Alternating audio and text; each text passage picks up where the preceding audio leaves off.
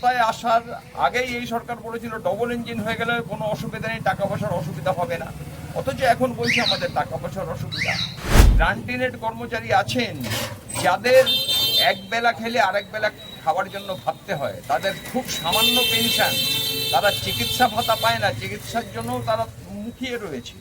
তাদের জন্য একটু রাজ্য সরকারকে সহযোগিতা করতেই হবে, তা না হলে আগামী দিনে বড় পদক্ষেপ সরকারি কর্মচারীরা অবশ্যই। একটা ভুল খবর বাজারে ছড়াচ্ছে, যেটা অনেক মিডিয়াও ছড়িয়েছে, যে কেএমসির লোকেরা টাকা পাচ্ছে, মানে রোপানয়ের টাকা। কেএমসি বলতে কলকাতা মিউনিসিপ্যাল কর্পোরেশন। এটা একদম ভুয়ো খবর, ভুল খবর।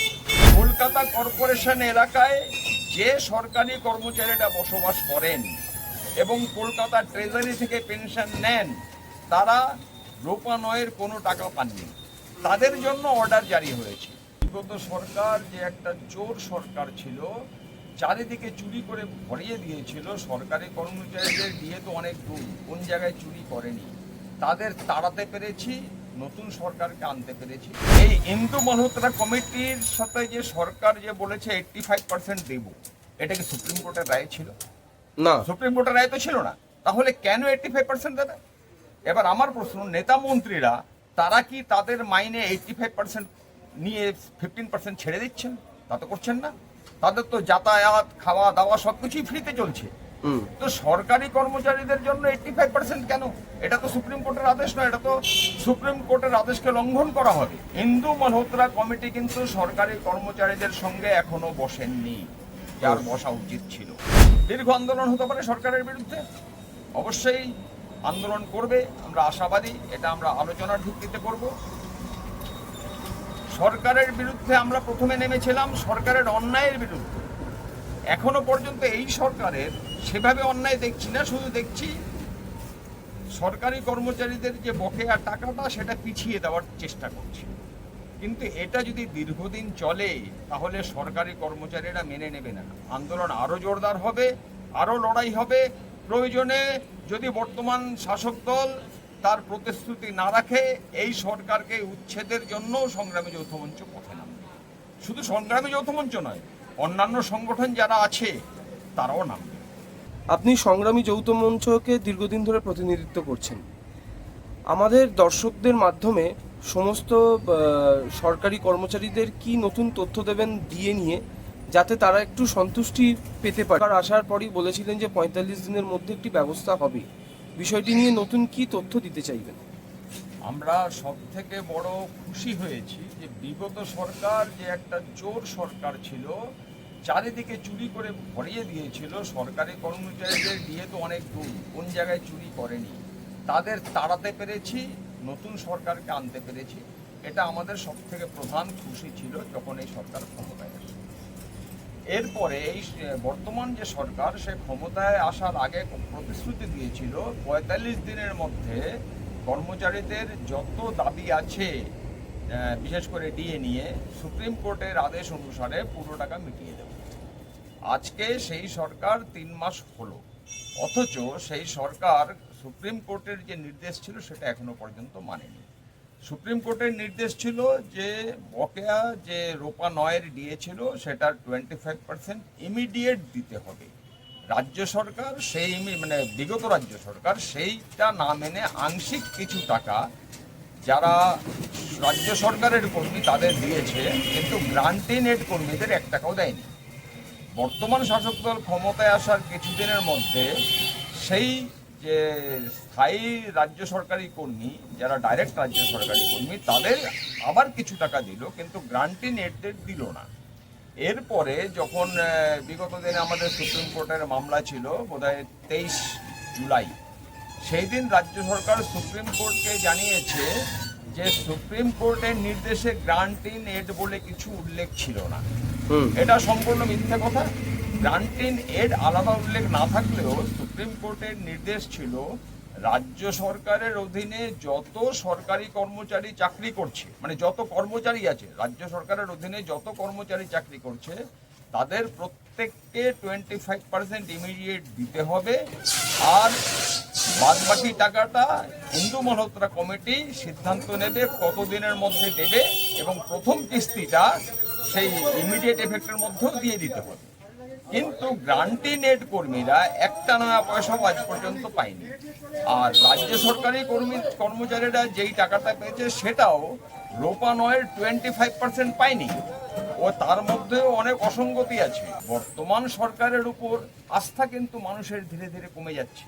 এদিকে সরকার কোর্টে বলছে আমরা দিতে চাইছি, কিন্তু আমাদের কাছে টাকা নেই, তাই দিতে পারছি না। আমরা সহানুভূতিশীল। এবার সহানুভূতি মুখে বললে তো হবে না, আপনাকে তো কাজে দেখাতে হবে। আর কথা হচ্ছে এই সরকার ডবল ইঞ্জিন সরকার। ক্ষমতায় আসার আগেই এই সরকার বলেছিল ডবল ইঞ্জিন হয়ে গেলে কোনো অসুবিধা নেই, টাকা পয়সার অসুবিধা হবে না। অথচ এখন বলছে আমাদের টাকা পয়সার অসুবিধা। এই দুরকম কথাবার্তা কেন? মানুষের মনের মধ্যে প্রশ্ন আসছে। তাই সরকারি কর্মচারী শুধু নয়, প্রত্যেকটা সাধারণ নাগরিকের কাছে যাতে এই সরকার গ্রহণযোগ্যতা বজায় থাকে, তার জন্য এই সরকারকে বলবো সঠিক পদক্ষেপ নিন। গ্রান্টিনেট কর্মীদের অন্তত কিছুটা দিন, যেরকম সরকারি কর্মচারীদের দিয়েছেন, তারপরে আস্তে আস্তে দিন, আমরা অপেক্ষা করব। কিন্তু আপনি শুধু বলবেন সহানুভূতিশীল, এদিকে টাকা দেবেন না, তাহলে সেই সহানুভূতি আমরা কতদিন ধৈর্য ধরে রাখতে পারব? এমন অনেক গ্রান্টিনেট কর্মচারী আছেন যাদের এক বেলা খেলে আরেক বেলা খাওয়ার জন্য ভাবতে হয়। তাদের খুব সামান্য পেনশন, তারা চিকিৎসা ভাতা পায় না, চিকিৎসার জন্য তারা মুখিয়ে রয়েছে। তাদের জন্য একটু রাজ্য সরকারকে সহযোগিতা করতেই হবে, তা না হলে আগামী দিনে বড় পদক্ষেপ সরকারি কর্মচারীরা অবশ্যই নেবে। আরেকটা কথা বলি, একটা ভুল খবর বাজারে ছড়াচ্ছে, যেটা অনেক মিডিয়াও ছড়িয়েছে, যে কেএমসির লোকেরা টাকা পাচ্ছে, মানে রোপানয়ের টাকা। কেএমসি বলতে কলকাতা মিউনিসিপ্যাল কর্পোরেশন। এটা একদম ভুয়ো খবর, ভুল খবর। আমি নিজেও সেই খবর দেখেছি। কলকাতা কর্পোরেশন এলাকায় যে সরকারি কর্মচারীরা বসবাস করেন এবং কলকাতা ট্রেজারি থেকে পেনশন নেন, তারা রোপানয়ের কোনো টাকা পাননি। তাদের জন্য অর্ডার জারি হয়েছে। অতএব রোপানয়ের একটা টাকাও কোনো গ্রান্টি নেট কর্মচারীরা পাননি, এটা একদম সত্যি কথা। দাদা, এখানে আমার দুটো প্রশ্ন রইল। প্রথম প্রশ্ন হচ্ছে যে ইন্দু মালহোত্রা কমিটি গঠন হয়েছে, সেখানে সরকার পক্ষ গিয়ে তাদের বলেছে যে 85% দিয়ে দেওয়ার কথাটা তারা বলেছে, 100% নয়। এই বিষয়টি কিভাবে দেখছেন? এবং দ্বিতীয় প্রশ্ন রইল যে সপ্তম পে কমিশন আসবে বলেছে, এবং আমাদের মুখ্যমন্ত্রী জানিয়েছেন যে সপ্তম পে কমিশন লাগু মানে কার্যকরী খুব তাড়াতাড়ি হবে বিলটা এলেই। এবং আমার তার সাথে তৃতীয় প্রশ্ন এটা রইল যে প্রতিটা সরকারিতে একই কথা বলছে যে আমাদের কাছে পয়সা নেই, টাকা নেই, আপনারা ধৈর্য ধরুন, আমরা মানে ক্ষমা প্রার্থী। এইভাবে তারা বলছেন যে আমরা আশা রাখছি খুব তাড়াতাড়ি মিটিয়ে দেবো। এটা তো একটা দীর্ঘদিনের লড়াই, 2008-9 থেকে প্রায় 16 বছরের লড়াই। আর কত ধৈর্য ধরবেন আপনারা? এগুলো যদি একটু তুলে ধরেন। এই ইন্দু মালহোত্রা কমিটির সাথে যে সরকার যে বলেছে 85% দেব, এটা কি সুপ্রিম কোর্টের রায় ছিল? না, সুপ্রিম কোর্টের রায় তো ছিল না। তাহলে কেন 85% দেবে? এবার আমার প্রশ্ন, নেতা মন্ত্রীরা তারা কি তাদের মাইনে 85% নিয়ে 15% ছেড়ে দিচ্ছেন? তা তো করছেন না। তাদের তো যাতায়াত, খাওয়া দাওয়া সবকিছুই ফ্রিতে চলছে। তো সরকারি কর্মচারীদের জন্য 85% কেন? এটা তো সুপ্রিম কোর্টের আদেশ নয়, এটা তো সুপ্রিম কোর্টের আদেশকে লঙ্ঘন করা হবে, নাম্বার 1। নাম্বার 2, ইন্দু মালহোত্রা কমিটি কিন্তু সরকারি কর্মচারীদের সঙ্গে এখনো বসেননি, যার বসা উচিত ছিল। আর 3 নম্বর প্রশ্ন, আপনি যেটা বললেন যে মানুষরা কতদিন অপেক্ষা করবে, সত্যি বলছি অপেক্ষার অনেক দিন হয়ে গেছে। সরকার এবার নোটিফিকেশন একটা জারি করুক, যাতে মানুষ স্বস্তি পায়, মানুষ যাতে সরকারের প্রতি আস্থা ফিরে পায়।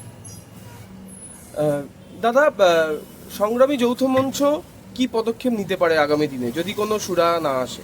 দীর্ঘ আন্দোলন হতে পারে সরকারের বিরুদ্ধে, অবশ্যই আন্দোলন করবে, আমরা আশাবাদী। এটা আমরা আলোচনার ভিত্তিতে করব।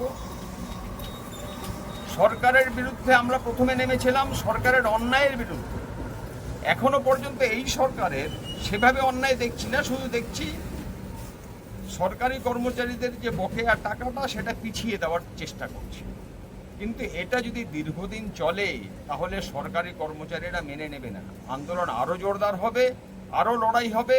প্রয়োজনে যদি বর্তমান শাসক দল তার প্রতিশ্রুতি না রাখে এই সরকারকে উচ্ছেদের জন্য সংগ্রামী যৌথ মঞ্চ পথে নামবে।